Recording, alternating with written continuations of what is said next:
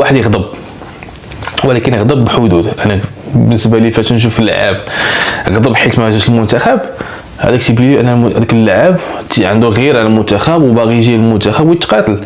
يعني احسن ليا من واحد اللاعب كيتنفخ، يعني تيقول لك لا بلاتي نشوف انا المنتخب اللي ما عرفتش عليه عاد نجي نشيل عندكم نتوما، ولا انا احسن لي هذا احسن من هذا يعني بالنسبه لي.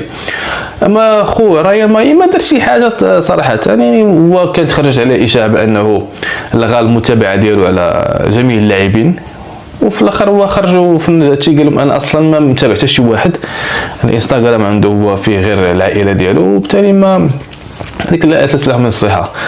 اما اللاعب اخر هو اللي تنقول لكم يعني هو اللي زاد قفر على راسو مزيان، حيت هو ماشي غير المدرب اللي يغضب عليه بل الجمهور المغربي كله غضب عليه، اللي هو منير الحدادي.